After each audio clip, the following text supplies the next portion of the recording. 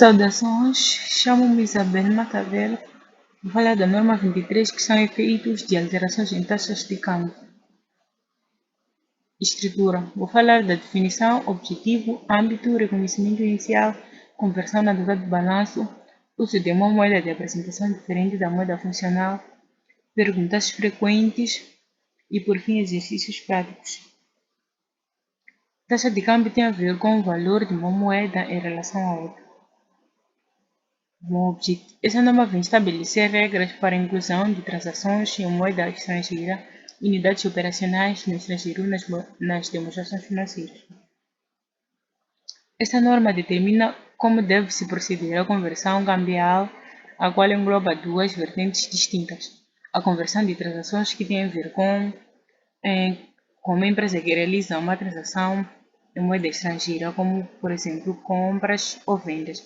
É necessário converter esses valores para a moeda funcional usando a taxa de câmbio apropriada.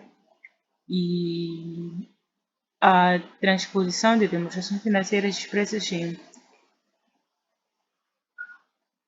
dívida diferente do metical tem a ver com as demonstrações financeiras da empresa quando estão em uma moeda diferente da moeda de apresentação, como por exemplo o metical, e os resultados e a posição financeira precisam ser convertidos para essa moeda de apresentação.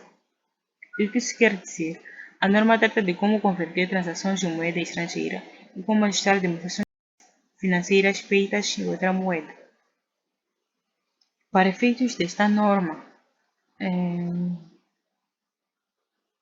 temos aqui a moeda funcional, que tem a ver com a moeda principal usada pela empresa para suas operações. Temos a moeda estrangeira, que é qualquer moeda que não seja a moeda funcional. E temos a moeda de apresentação, que é a moeda em que as demonstrações financeiras são mostradas. Reconhecimento. A norma 23 refere que a taxa de câmbio a ser utilizada para a conversão inicial de uma transação em moeda diferente do metical é a taxa em vigor da data de balanço, que é a taxa histórica. Conversão na data de balanço. Na data de cada balanço, deve-se usar a taxa de câmbio vigente para avaliar os elementos monetários. Isso quer dizer que a taxa de câmbio do balanço é que está em vigor na data do balanço. Quer dizer, para esses elementos monetários. Uso de uma moeda de apresentação diferente da moeda funcional.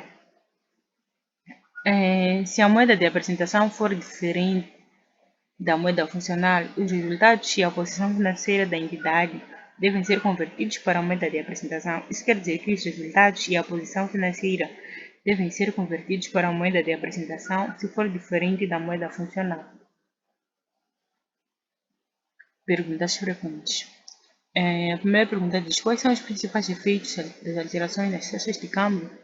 Mudanças das taxas de câmbio podem afetar o preço das importações e exportações, a inflação, o poder de compra dos consumidores, a competitividade das empresas e os investimentos internacionais. 2. O que acontece quando a moeda se desvaloriza? Quando a moeda se desvaloriza, as exportações tendem a ficar mais competitivas, pois os produtos nacionais ficam mais baratos no exterior. Por outro lado, as importações ficam mais caras, o que pode aumentar a inflação. 3. Quando a moeda se valoriza,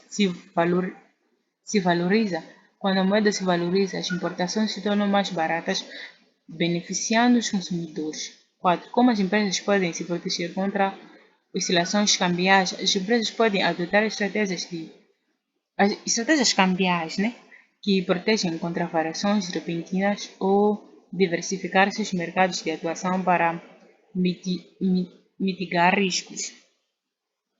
E por fim temos exercícios práticos que diz: em março do ano N, uma empresa moçambicana adquiriu um equipamento fabril por 1.980.000 meticais. Nessa data, a taxa de câmbio era de 1 metical, que equivale a 1,65. A dívida foi liquidada 90 dias após a data da compra. O equipamento foi contabilizado por 1.200.000 meticais. Então, faremos isso, 1.980.000 meticais a dividir por 1,65. Na data do pagamento, a taxa de câmbio é de 1 metical, que equivale a 1,65. E aqui perguntam como devemos contabilizar a diferença do câmbio. Então, pela compra, eu debitei a 322, que são equipamentos básicos por esse valor de...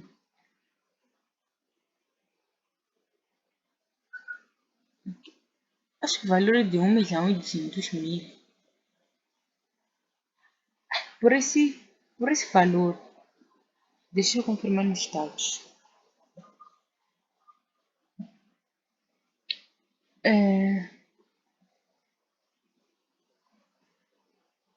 Desculpa, o valor é de 1.200.000.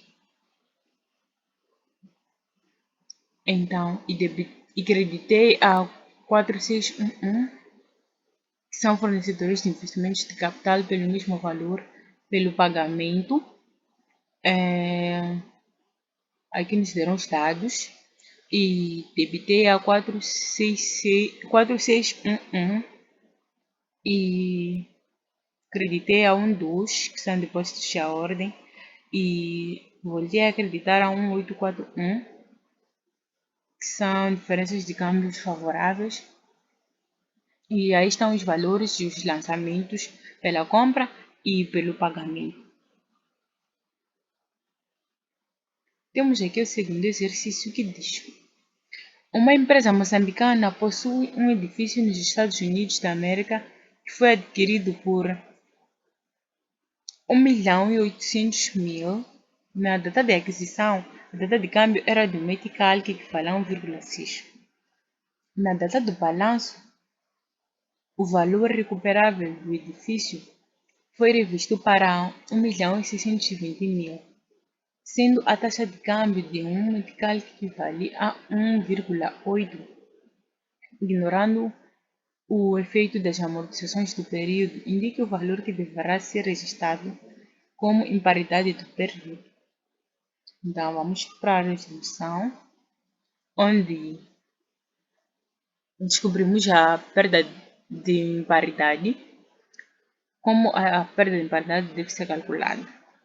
Temos aqui o valor contabilístico da data de balanço. Esse valor não está lá nos dados. Deixa eu voltar para o exercício. Aqui está 1.620.000. Então, dividiu esse valor por 1,80, que é o custo 1,80.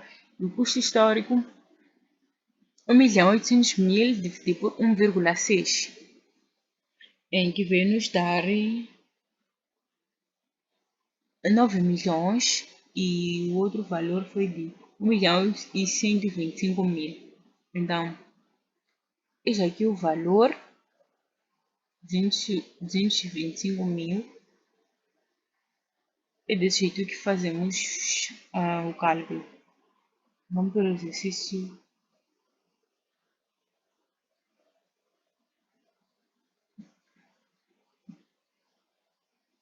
É desse jeito que resolvemos esse tipo de exercício para descobrir a perda de imparidade. Então, perda por imparidade foi reconhecida como um gasto do período. E é chegado ao fim da minha apresentação e obrigado.